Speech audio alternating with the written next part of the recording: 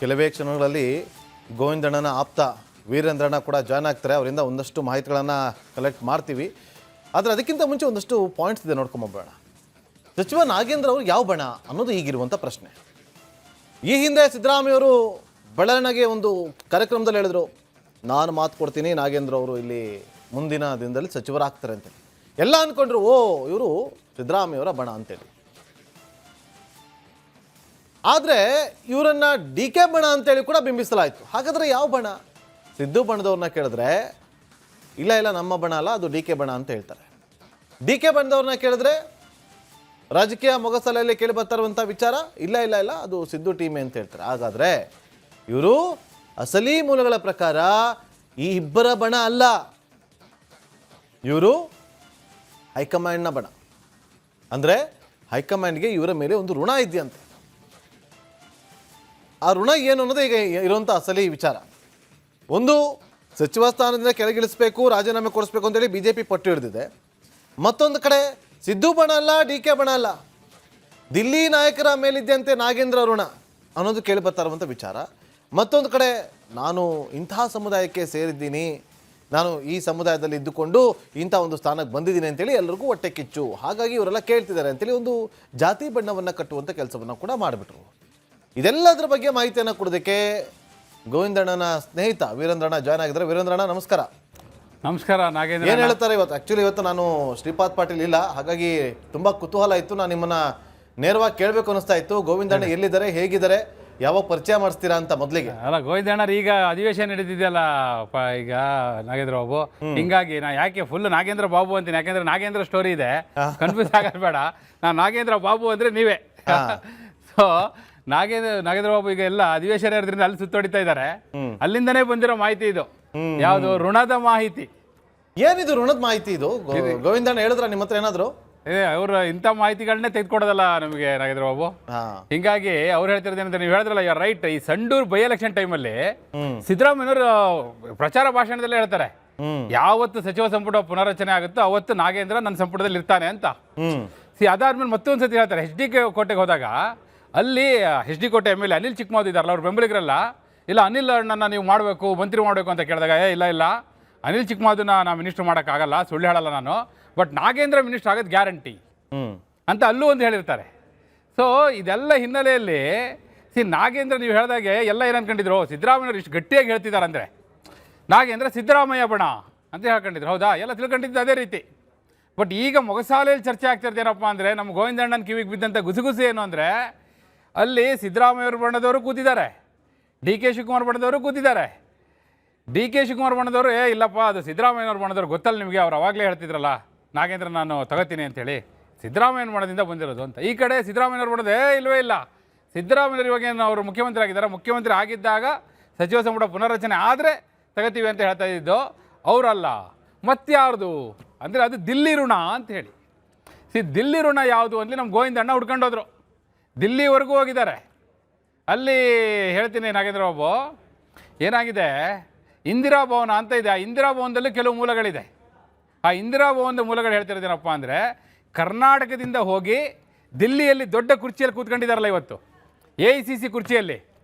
So ಅವರ ಕೃಪಾ ಕಟಾಕ್ಷದಿಂದ ನಾಗೇಂದ್ರಗೆ ಕಡೆಗೂ ಸಚಿವ ಸ್ಥಾನ ಸಿಕ್ತು. ಅಂದರೆ ಈಗ ಅವ್ರಿಗೆ ಕೇಳಿದ್ರೆ ಬಹುಶಃ ಅವರು ಇಲ್ಲ ನಮಗೆ ಸಂಬಂಧ ಇಲ್ಲ, ನಂಬೋಣ ಅಲ್ಲ ಅನ್ಬೋದು. ಯಾಕೆಂದರೆ ಈಗಿರೋದು ಹಗರಣ. ಈ ಹಗರಣ ಇರುವಾಗ ಯಾರು ನಂಬೋಣ ಅಂತಾರೆ, ಯಾರಿಗೆ ಕೇಳಿದ್ರು ನಮಗೆ ಬೇಡಣ್ಣ ಅಂತಾರೆ. ಹಂಗಾಗ್ಬಿಟ್ಟಿದೆ ನಾಗೇಂದ್ರ ಬಾಬು. ಹಿಂಗಾಗಿ ಈಗೇನಾಗ್ತಿದೆ, ಅವರಿಗೆ ನಮಗೆ ಬೇಡ, ಇವ್ರಿಗೆ ಕೇಳಿದ್ರೆ ನಮಗೆ ಬೇಡ. ಇದ್ರ ಮಧ್ಯೆ ಇದು ಗೊತ್ತಾಯಿತು ನಾಗೇಂದ್ರ ನಂಗೆ ಏನಂತ, ಇಲ್ಲ ಇಲ್ಲ ಇವ್ರು ಯಾರು ನಮಗೆ ಬಿಡಲ್ಲ.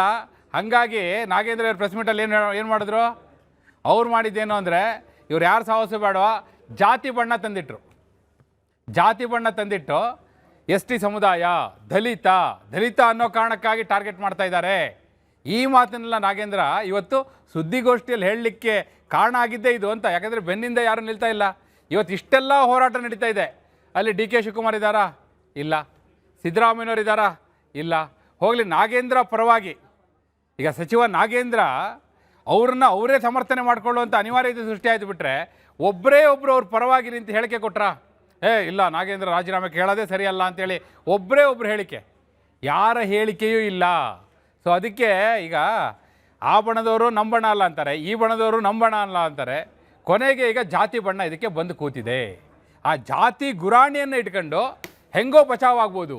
ಅಲ್ಲ, ಈ ನಿಮಗೆ ಹೆಂಗೆ ಗೋವಿಂದಣ್ಣನ ಮೂಲಗಳಿರುತ್ತೋ ಹಂಗೆ ಸಚಿವ ನಾಗೇಂದ್ರ ಅವ್ರಿಗೂ ಕೂಡ ಗೋವಿಂದಣ್ಣನ ಮೂಲಗಳು ಸಿಕ್ಕಿರ್ಬೇಕು, ಅದಕ್ಕೆ ಜಾತಿ ಬಣ್ಣ ತಗೊಂಬಂದ್ಬಿಟ್ರ? ಅಲ್ಲ, ಇದೇನು ಮಾಡಿದಾರೆ ಗೊತ್ತಾ ಅವ್ರಿಗೆ ಅರ್ಥ ಆಗೋಯ್ತು. ಯಾಕಂದರೆ ಎಲ್ಲ ಅಕ್ಕಪಕ್ಕ ಇರೋರೇ ಅಲ್ಲ, ಬೇರೆ ದೂರದವ್ರು ಅಲ್ವಲ್ಲ. ಆ ಕಡೆ ಈ ಕಡೆ ತಿರ್ಗಿ ನೋಡಿದ್ರಾಯ್ತು. ಇವರು ನನ್ನ ಕಡೆ ನೋಡ್ತಾ ಇಲ್ಲ, ಅವರು ನನ್ನ ಕಡೆ ನೋಡ್ತಾ ಇಲ್ಲ, ಇವರಿಬ್ರು ನೋಡದೇ ಇರುವಾಗ ಇನ್ಯಾರು ಅನ್ನೋವಾಗ ಕಾಣಿಸಿದ್ದವರಿಗೆ. ಯಾಕಂದರೆ ಭಾಳ ದೂರದಲ್ಲಿದ್ದರೆ, ಈಗ ಭಾಳ ದೂರದಲ್ಲಿ ಈಗ ದಿಲ್ಲಿಗೆ ಒಂದು ನಿಮಗೆ ಗೋವಿಂದಣ್ಣ ಹೇಳಿಲ್ವಾ? ಗೋವಿಂದಣ್ಣನಿಂದ ಮಾಹಿತಿ ಸಿಕ್ಕಿಲ್ವಾ? ಬಿಜೆಪಿಯವರು ಈ ವಿಚಾರ ಏನೇ ಬಂದರೂ ಕೂಡ ಕೈ ಬಿಡೋದಿಲ್ಲ, ಪಟ್ಟು ಹಿಡಿದು ಕುತ್ಕೊಂಬಿಟ್ಟವ್ರೆ ಅಂತೇಳಿ ಆಲ್ರೆಡಿ ಬಿಟ್ಟರಲ್ಲ ನಾಗೇಂದ್ರ ಬಾಬು. ನಿನ್ನೆ ಪಾದಯಾತ್ರೆ ಮಾಡೋದು ಅನ್ನೋದನ್ನ ಅವರೇ ಘೋಷಣೆ ಮಾಡಿ ರದ್ದು ಮಾಡಿಬಿಟ್ರಲ್ಲ. ಅದು ಯಾವ ಕಾರಣಕ್ಕೆ? ಅದು ಜಾತಿ ಕಾರಣಕ್ಕೆ. ST ಸಮುದಾಯದ ಲೀಡರ್ಸ್ ಎಲ್ಲ ಜಗನ್ನಾಥ ಭವನದಲ್ಲಿ ಕೂತ್ಕೊಂಡು ಮೀಟಿಂಗ್ ಮಾಡಿದ್ರಂತೆ. ನಮ್ಮ ಗೋವಿಂದಣ್ಣರಲ್ಲಿ ಜಗನ್ನಾಥ ಭವನಕ್ಕೆ ಹೋಗಿದ್ರು. ಅಲ್ಲಿ ಚರ್ಚೆ ಆಗಿದೆ ಏನಂದ್ರೆ, ನಾವು ಎಲ್ಲಿಂದ ಪಾದಯಾತ್ರೆ ಶುರು ಮಾಡಬೇಕು ಅಂತ ಮಾಡಿದ್ವಲ್ಲ, ದೇವದುರ್ಗದಿಂದ ಬಳ್ಳಾರಿವರೆಗೂ ನೀವು ಲೆಕ್ಕ ಹಾಕಿದ್ರೆ 12 ST ರಿಸರ್ವ್ ಕಾನ್ಸ್ಟಿಟ್ಯೂನ್ಸಿ ಇದೆ. ಸೊ ST ರಿಸರ್ವ್ ಕಾನ್ಸ್ಟಿಟ್ಯೂನ್ಸಿಯಲ್ಲೇ ನಾವು ಓಡಾಡ್ತಾ ಒಬ್ಬ ST ಶಾಸಕನ ವಿರುದ್ಧವೇ ಪಾದಯಾತ್ರೆ ಮಾಡಿದ್ರೆ ಆ ಸಮುದಾಯ ನಮ್ಮ ವಿರುದ್ಧ ತಿರುಗಿಬೀಳುತ್ತೆ. ಗೋವಿಂದಣ್ಣ ಅವ್ರಿಗೇನು ಹೇಳಿಲ್ವಾ? ಇಲ್ಲಿ ST ಸಮುದಾಯದ ವಿರುದ್ಧವಾಗಿ ಅಲ್ಲ ಈ ಪಾದಯಾತ್ರೆ ಹೋರಾಟ, ಬ್ರಹ್ಮಾಂಡ ಭ್ರಷ್ಟಾಚಾರದ ವಿರುದ್ಧವಾಗಿ ಹೋರಾಟ. ಆ ಬ್ರಹ್ಮಾಂಡ ಭ್ರಷ್ಟಾಚಾರ ಆಗಿರೋದು ಅದೇ ST ಸಮುದಾಯಕ್ಕೆ ಸೇರಬೇಕಾದಂತ ಹಣವನ್ನ ಗುಳು ಮಾಡಿದ್ರು ಅನ್ನೋದು ಅವ್ರಿಗೆ ಅರಿವು ಬರಲಿಲ್ವಾ ಅಂತ. ಈಗ ನಮ್ಮ ಗೋವಿಂದಣ್ಣರದು ಸ್ಪೆಷಾಲಿಟಿ ಏನಂದ್ರೆ ನಾಗೇಂದ್ರ ಬಾಬು, ಅವ್ರು ಬರೀ ಕೇಳಿಸ್ಕೊತಾರೆ, ಏನು ಹೇಳಲ್ಲ. ಅವ್ರು ಬರೀ ಗುಸು ಕೇಳಿಸ್ಕೊಂಡ್ ಬಂದು ನಮ್ಗೆ ಹೇಳ್ತಾರೆ ಬಿಟ್ರೆ ಅವ್ರು ಯಾವುದೇ ಸಲಹೆ, ಉಚಿತ ಸಲಹೆ ಕೊಡಕ್ ಹೋಗಲ್ಲ. ಅವ್ರು ಏನೇನು ಮಾತಾಡಿದಾರೋ ಎಲ್ಲ ಕೇಳಿಸ್ಕೊಂಡ್ಬಂದು ಇಲ್ಲಿ ಹೇಳ್ತಾರೆ ಅಷ್ಟೇ. ಯಾಕಂದ್ರೆ ಅವರು ಸಲಹೆಗಾರರ ಕೆಲಸ ಮಾಡೋದಿಲ್ಲ. ಈಗ ಅವ್ರಿಗೆ ಕಿವಿಗೆ ಬಿದ್ದಿರೋದೇನು ಅಲ್ಲಿ ಅಂದ್ರೆ ಆ ಸಭೆಯಲ್ಲೇ, ಇದು ನಮ್ಮ ರಿಪಬ್ಲಿಕ್ ಕನ್ನಡದಲ್ಲೇ ಹೋಗಿ ಸುದ್ದಿ, ಪಾದಯಾತ್ರೆ ರದ್ದು. ಯಾವ ಕಾರಣಕ್ಕಾಗಿ ರದ್ದು? ST ಸಮುದಾಯದವರು ತಿರುಗಿ ಬೀಳ್ತಾರೆ, ಆ ಸಮುದಾಯಕ್ಕೆ ರಾಂಗ್ ಮೆಸೇಜ್ ಹೋಗುತ್ತೆ ಅಲ್ಲಿ. ಬರೀ BJಪಿಯವರು ಅಷ್ಟೇ ಅಲ್ಲ ನಾಗೇಂದ್ರ ಬಾಬು, ನಿಮ್ಗೆ ಹೇಳ್ತೀನಿ, ಕುಮಾರಸ್ವಾಮಿ ಅವರು ಈ ಪಾದಯಾತ್ರೆಗೆ ಯಾವುದೇ ರೀತಿಯ ಬೆಂಬಲವನ್ನು ಘೋಷಣೆ ಮಾಡಲಿಲ್ಲ. ಇವ್ರು ಯಾವಾಗ ಪ್ರಪೋಸಲ್ ಇಟ್ಟರು ಅವ್ರು ದೂರನೇ ಉಳಿದ್ರು ಇದರಿಂದ, JDS ಪಕ್ಷವಾಗಿ. ಅದು ಕೂಡ ಇದೇ ಹಿನ್ನೆಲೆಯಲ್ಲಿ, ಈ ಜಾತಿಯ ಹಿನ್ನೆಲೆಯಲ್ಲಿ ಅಂತ ನೀವು ನೋಡಿ. ಮತ್ತೆ ಈಗ ಸುದ್ದಿ ಬರ್ತಾ ಇದೆಯಲ್ಲ, BJಪಿಯವರೆಲ್ಲ ಕೂತಿದ್ದಾರಲ್ಲ, ವಿಂಡೋದಲ್ಲಿ ನಾವು ತೋರಿಸ್ತಾ ಇದ್ದೀವಿ ಅಲ್ಲಿ ನೋಡಿ, ಎಲ್ಲ BJP ನಾಯಕರೆಲ್ಲರೂ ಕೂಡ, ಮುಂಚೂಣಿ ನಾಯಕರೆಲ್ಲ ಇದ್ದಾರೆ. ಈಗ ಕುಮಾರಸ್ವಾಮಿ ಅವರಾಗಲಿ, ಪ್ರಮುಖ ನಾಯಕರಾಗಲಿ, JDS ನಾಯಕರು ಯಾರು ಇಷ್ಟು ಸ್ಟ್ರಾಂಗ್ ಆಗಿ ತಗೊಂಡಿದ್ದಾರೆ ಅಂದರೆ ಇಲ್ಲ. ಕುಮಾರಸ್ವಾಮಿ ಅವರು ಸ್ಟೇಟ್ಮೆಂಟೇ ಕೊಟ್ಬಿಟ್ರು, ಏನಂತ? ಬಿಡದಿ ವಿಚಾರವಾಗಿ ಹೋರಾಟ ಮಾಡಿ, ಬರದ ವಿಚಾರವಾಗಿ ಹೋರಾಟ ಮಾಡಿ, ಕಾವೇರಿ ವಿಚಾರವಾಗಿ ಹೋರಾಟ ಮಾಡಿ. ಅಂದರೆ ಈ ಇಶ್ಯೂನೇ JDS ಮುಂದಕ್ಕೆ ತೆಗೆದುಕೊಳ್ತೇವೆ ವಿನಃ ನಾಗೇಂದ್ರ ಇಶ್ಯೂನ ತಗೊಳ್ಳಿ ಅಂತಲಿ ಅವ್ರು ಎಲ್ಲೂ ಕೂಡ ಅಷ್ಟು ಗಟ್ಟಿ ಧ್ವನಿಯಲ್ಲಿ ಹೇಳಲಿಲ್ಲ. ಯಾಕೆ ಅಂದರೆ ಅಗೇನ್ ಜಾತಿ ಕಾರಣ ಅನ್ನೋದು ಹೇಳಿದ್ಯಾರು? ನಮ್ಮ ಗೋವಿಂದಣ್ಣ, ನಾಗೇಂದ್ರ ಬಾಬು. ಹಿಂಗೆ ಓಕೆ. ಈಗ ಏನೋ ನಿಮ್ಮ ಗೋವಿಂದಣ್ಣ ನಿಮಗೆ ಮಾಹಿತಿ ಕೊಟ್ಬಿಟ್ರು, ನೀವು ಹೇಳ್ಬಿಟ್ರಿ ಸಲಹೆ ಅಂತೂ ಕೊಡೋದಿಲ್ಲ ಅಂತೇಳಿ. ನಿಮ್ಗೇನು ಸಲಹೆ ಕೊಡ್ತಾರೆ ಗೋವಿಂದಣ್ಣ? ನಿಮ್ಗಂತೂ ಮಾಹಿತಿ ಕೊಡ್ತಾರಲ್ಲ, ಮಾಹಿತಿ ಜೊತೆಗೆ ಸಲಹೆ ಅಂತೂ ಕೊಡ್ತಾರಲ್ವಾ? ಅಯ್ಯೋ, ಅವ್ರ ಸಲಹೆ ಕಾರಣ. ಅವ್ರ ಸಲಹೆ ಇಲ್ಲದೆ ಇದ್ರೆ ನಾವೇನೂ ಇಲ್ಲಣ್ಣ. ಹಂಗಾಗಿ ಅವ್ರು ಇವತ್ತು ಕೊಟ್ಟರೆ ಸಲಹೆ ಏನಂದ್ರೆ, ಸ್ವಲ್ಪ ಹುಷಾರಾಗಿರೋಣ, ನಾಗೇಂದ್ರ ಬಾಬು ಅಲ್ಲಿ ಇರ್ತಾರಣ್ಣ, ಇವತ್ತು ಪಾಟೀಲ್ ಇರಲ್ಲಣ್ಣ, ನಾಗೇಂದ್ರ ಬಾಬು ಇರ್ತಾರಣ್ಣ ಅಂತ ಹೇಳಿ ಕಳಿಸಿದ್ದಾರೆ. ಅದಕ್ಕೆ ನಾವು ಅಷ್ಟಕ್ಕೆ ಸೀಮಿತಗೊಳಿಸಿದ್ದೀವಿ ನಾಗೇಂದ್ರ ಬಾಬು. ಓಕೆ. ಈಗ ಒಂದು ಕಡೆ ಮಾಹಿತಿಗಳೇನೋ ಕೊಟ್ರಿ, ಗೋವಿಂದಣ್ಣ ನಿಮ್ಗೆ ಕೊಟ್ಟಂತ ಮೂಲಗಳಿಂದ ಕೊಟ್ರಿ. ಈಗ ಯಾರು ಬಣ ಅನ್ನೋದು ಹೇಳಿದ್ರು, ಋಣ ಅನ್ನೋದು ಕೂಡ ಹೇಳಿದ್ರು. ಆದ್ರೆ ನನಗೆ ಮೂಡ್ತಾ ಇರೋಂಥ ಪ್ರಶ್ನೆ, ಈ ಋಣ ಏನು ಋಣ? ಈಗ ನಾವೆಲ್ಲ ಹೇಳ್ತೀವಿ, ಏನು ಸಾಮಾನ್ಯವಾಗಿ ಎಲ್ಲ ಚರ್ಚೆ ಮಾಡೋದು, ತಾಯಿ ಋಣ ತೀರ್ಸಕ್ಕಾಗಲ್ಲಪ್ಪ, ಬಿಡಿ, ಅದು ಭಾಳ ಎಮೋಷ್ನಲ್ ಆಗಿ ಮಾತಾಡ್ತಾರೆ. ತಂದೆದು ಒಂದು ಋಣ ಇರುತ್ತೆ, ಹೌದಾ? ಮಕ್ಕಳ ಋಣ ಅಂತ ಇರುತ್ತೆ, ನೀರಿನ ಋಣ, ಭೂಮಿ ಋಣ ಅಂತ. ಆದರೆ ಈ ರಾಜಕಾರಣ ಇದೆಯಲ್ಲ ನಾಗೇಂದ್ರ ಬಾಬು, ಇಲ್ಲೊಂದು ಈ ರಾಜಕಾರಣದಲ್ಲಿ ಅದು ಕೂಡ ರಾಷ್ಟ್ರೀಯ ಪಕ್ಷಗಳಿಗೆ ದಿಲ್ಲಿ ಋಣ ಅಂತ ಒಂದಿರುತ್ತೆ, ಹೈಕಮಾಂಡ್ ಋಣ ಅಂತ ಒಂದಿರುತ್ತೆ. ಏನು ನಾಗೇಂದ್ರ ಬಾಬು? ಅದಕ್ಕೆ ಕಾರಣ ಏನಪ್ಪ ಅಂದರೆ ಸಂಪನ್ಮೂಲ ಕಾರಣ ಅಂತ ಹೇಳ್ತಾರೆ. ಆ ಸಂಪನ್ಮೂಲ ಯಾರು ಕೊಡ್ತಾರೆ, ಯಾರು ಇಸ್ಕೊತಾರೆ, ಅದು ಯಾವುದು ಕಣ್ಣಿಗೆ ಕಾಣಲ್ಲ. ಆದ್ರೆ ಅದು ನಡೀತಾ ಇರುತ್ತೆ ಅನ್ನೋದು ಎಲ್ರಿಗೂ ಗೊತ್ತಿರುತ್ತೆ. ಸೊ ಅಂಥದ್ದೊಂದು ಋಣ ಕಟ್ಟಾಕ್ಬಿಟ್ಟಿದೆ. ಆ ಋಣ ಕಟ್ಟಾಕೋದ್ರಿಂದ ಇಷ್ಟೆಲ್ಲ ನಡೀತಾ ಇದೆ. ಅಂದ್ರೆ ಸಂಪನ್ಮೂಲ ಅಂತಂದ್ರೆ ಈಗ ಇವತ್ತು ನಮ್ಮ ನ್ಯೂಸ್ ಅಲ್ಲಿ ಹೋಯ್ತಲ್ಲ, ಶುಭಾವತಿ ನದಿ ಹರ್ಕೊಂಡು ಹೋಗ್ಬೇಕಾದ್ರೆ ಅಲ್ಲಿ ಏನೋ ನೋಟ್ಗಳು ಸಿಕ್ತು ಅಂತೇಳಿ, ಆ ಥರದ ಸಂಪನ್ಮೂಲನ ಅಥವಾ ಹೀಗೆ? ಅಲ್ಲ, ಇದು ಅದಕ್ಕಿಂತನೂ ಇದು ನೀವು ಕಾಣ್ತಿರೋದು ಶುಭಾವತಿ ನದಿಯಲ್ಲಿ ಬಹಳ ಕಡಿಮೆ, ಬಹಳ ಪ್ರಮಾಣ ಬಹಳ ಕಡಿಮೆ. ಇದು ನಾವೆಲ್ಲ ಹಿಂದೆ ಕೆಲವೆಲ್ಲ ಸುದ್ದಿ ಮಾಡಿದ್ವಿ. ಏನು ಗೊತ್ತಾ? KG ಲೆಕ್ಕದಲ್ಲೆಲ್ಲ ಚರ್ಚೆ ಆಗುತ್ತಂತೆ. ಕೋಡ್ ವರ್ಡ್ಗಳು, KG, ಗೋಣಿ ಚೀಲ, ಗೋಣಿ ಚೀಲದಲ್ಲಿ ಕಟ್ಟೋದು, ಅದನ್ನ ತಗೊಂಡೋಗೋದು, ಅದು ತಗೊಂಡೋಗೋ ಟ್ರಕ್ಕು, ಇವೆಲ್ಲ ಕೇಳಿದೀವಿ ನಾವು. ಬಟ್ ಯಾವ್ದು ಕಣ್ಣಲ್ಲಿ ನೋಡಿಲ್ಲ ಅಷ್ಟೇ. ಕಣ್ಣಲ್ಲಿ ನೋಡಕ್ಕಿನ್ನೂ ಈ ಕಣ್ಣುಗಳಿಗೆ ಇನ್ನೂ ಆ ಪುಣ್ಯ ಸಿಕ್ಕಿಲ್ಲ ನಾಗೇಂದ್ರ ಬಾಬು. ನಿಮಗೆ ಸಿಕ್ಕಿರ್ಬೋದು, ನೀವು ಯಾಕಂದ್ರೆ ಕ್ರೈಮ್ ರಿಪೋರ್ಟಿಂಗ್ ಭಾಳ ಮಾಡಿದ್ದೀರಾ. ನೀವು ಕ್ರೈಮ್ ರಿಪೋರ್ಟಿಂಗ್ ಮಾಡಿರೋದ್ರಿಂದ ನಿಮಗೆಲ್ಲರೂ ಕಣ್ಣಿಗೆ ಬಿದ್ದಿರ್ಬೋದು. ಹಂಗೇನಾರು ಅನುಭವ ಇದ್ರೆ ಹೇಳಿ. ಇಲ್ಲ, ನಮ್ ಗೋವಿಂದ ಅಣ್ಣ ಅಂತ ಯಾರು ಸಿಗ್ಲಿಲ್ಲ ಇನ್ಫಾರ್ಮೇಶನ್ ಕೊಡೋದಕ್ಕೆ. ಇರ್ಲಿ, ಪರವಾಗಿಲ್ಲ. ಈಗ ಈ ಹಗರಣವನ್ನ ಮುಚ್ಚಾಕ್ಬಿಡೋದಕ್ಕೆ, ಸಚಿವ ಸ್ಥಾನ ತಪ್ಪಿಸ್ಕೊಳ್ಳೋದಕ್ಕೆ ಜಾತಿ ಅಸ್ತ್ರ ಪ್ರಯೋಗ ಮಾಡಿದ್ರಲ್ಲ, ಇದು ವರ್ಕೌಟ್ ಆಗುತ್ತೆ ಅಂತೀರಾ? ಸಾಮಾನ್ಯವಾಗಿ ಏನಾಗುತ್ತೆ ರಾಜಕಾರಣದಲ್ಲಿ, ರಾಜಕಾರಣಿಗಳು ವಿಶೇಷವಾಗಿ ನಾಗೇಂದ್ರ ಬಾಬು ಎಲ್ಲವನ್ನು ಸಾಮಾನ್ಯವಾಗಿ ಅವರೇನು, ಈಗ ಹಿರಿಯೂರು ಎಲೆಕ್ಷನ್ ಇದೆ, ಬೇರೆ ಏನು ಬೇಡ, ಹಿರಿಯೂರು ಬೈ ಎಲೆಕ್ಷನ್ ಇದೆ, ಹೌದಾ? ಇನ್ನೇನು ಒಂದು ತಿಂಗಳಲ್ಲಿ ಅನೌನ್ಸ್ ಆಗುತ್ತೆ, ಸೆಪ್ಟೆಂಬರ್ ಎಂಡಿಗೆ ಅನೌನ್ಸ್ ಆಗುತ್ತೆ ಅಂತ ಇದೆ. ಯಾಕಂದರೆ ಮೇ ತಿಂಗಳಲ್ಲಿ, ಈಗ 6 ತಿಂಗಳಾಗಬೇಕಂದ್ರೆ ಮೇ ಲೆಕ್ಕದಲ್ಲಿ ನಿಮಗೆ ಸೆಪ್ಟೆಂಬರ್ ಒಳಗೆ ಅನೌನ್ಸ್ ಆಗಲೇಬೇಕು. ಹಿರಿಯೂರಿನ ಲೆಕ್ಕ ತಗೊಂಡ್ರಂತೆ ಎಷ್ಟಿದೆ ದಲಿತ ಮತಗಳು ಅಂತ. ಅಲ್ಲಿ ಲೆಕ್ಕ ಹಾಕಿದ್ರೆ 70,000 ದಲಿತ ಮತಗಳು ಹಿರಿಯೂರು ವಿಧಾನಸಭಾ ಕ್ಷೇತ್ರದಲ್ಲಿ. ನೋಡಿ, ಅಲ್ಲಿಗೆ ಯೋಚನೆ ಮಾಡ್ತಾರೆ, 70,000 ದಲಿತ ವೋಟರ್ಸ್ ಇದ್ದಾರಲ್ಲಿ, ಏನಾದ್ರು ಅವ್ರೇನಾದ್ರು ತಿರುಗಿದ್ಬಿಟ್ರೆ ಅಂಥೇಳಿ. ಅಂದರೆ ಯಾವ ಲೆವೆಲಿಗೆ ಯೋಚನೆ ಮಾಡ್ತಾರೆ ಅಂತಲಿ. ಸಾಮಾನ್ಯವಾಗಿ ರಾಜಕಾರಣಿಗಳು ಎಲ್ಲವನ್ನು ಕೂಡ ಜಾತಿ ದೃಷ್ಟಿಯಿಂದ ನೋಡೋದು ನಿಜ.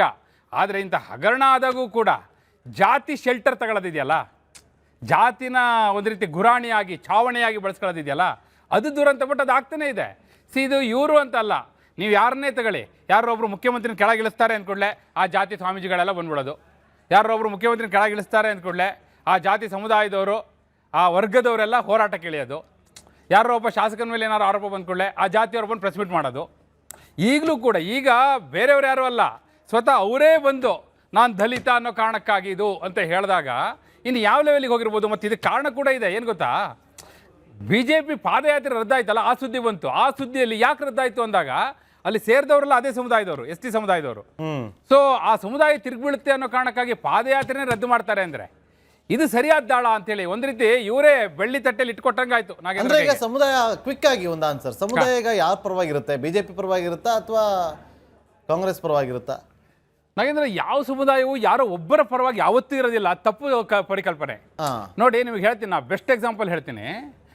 ಏನಿತ್ತು, ಲಿಂಗಾಯತ ಸಮುದಾಯ ಅಂದರೆ BJPಯ ಟ್ರಂಪ್ ಕಾರ್ಡ್, ಅವರ ಸಾಂಪ್ರದಾಯಿಕ ಮತದಾರರು ಅಂತ. 23 ಎಲೆಕ್ಷನ್ ಏನಾಯ್ತು ನಾಗೇಂದ್ರ ಬಾಬು?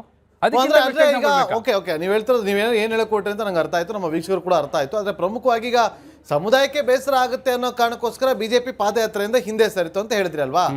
ಹಾಗಾದ್ರೆ ಈಗ ಹಿಂದೆ ಸರಿದ್ರಿಂದ ಸಮುದಾಯಕ್ಕೇನು ಬ್ಯಾಡ್ ನ್ಯೂಸ್ ಹೋಗಿಲ್ಲ?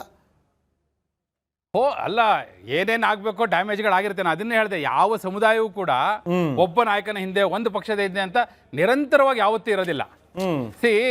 ನಾ ಬೆಸ್ಟ್ ಎಕ್ಸಾಂಪಲ್ ಇಲ್ಲ, 1989ರಲ್ಲಿ 177 ಸೀಟ್ ಪಡೆದಂಥ ಕಾಂಗ್ರೆಸ್ಸು ಅದ್ರ ನೆಕ್ಸ್ಟ್ ಎಲೆಕ್ಷನ್ಲಿ 37 ಇಳಿತು. ಆಗ ಹೇಳಿದ್ದೇನು, ಲಿಂಗಾಯತ ಸಮುದಾಯ ಕಾಂಗ್ರೆಸ್ನಿಂದ ದೂರ ಆಗಿದೆ ಅಂತ ಹೇಳಿ. ಅದೇ ಕಾರಣಕ್ಕಾಗಿ ಆ ಒಂದು ಅಧೋಗತಿಯನ್ನು ಕಾಣ್ತು ಕಾಂಗ್ರೆಸ್ ಪಕ್ಷ ಅಂತ. ಬಟ್ 2023ರಲ್ಲಿ ಅದೇ ಲಿಂಗಾಯತ ಸಮುದಾಯದಿಂದಲೇ ಕಾಂಗ್ರೆಸ್ಗೆ ವೋಟ್ ಬಂದು 136 ಸೀಟ್ ತಗೊಳ್ಳಿಕ್ಕೆ ಕಾರಣ ಆಯ್ತು ಅನ್ನೋದು ಕೂಡ 136 ಸೀಟ್ ಅಂತ ಹೇಳ್ದಂಗೆ ನನಗೆ ಇನ್ನೊಂದು ನೆಕ್ಸ್ಟ್ ನ್ಯೂಸ್ ಒಂದು ಸ್ವಲ್ಪ ಇಂಟ್ರೆಸ್ಟ್ ಅನ್ನಿಸ್ತು. ಆ 136 ಸ್ಥಾನಗಳತ್ತ ಬರ್ತೀನಿ ರವೀಂದ್ರ, ಹಾಗೆ ಸಂಪರ್ಕದಲ್ಲೇ ಇರಿ.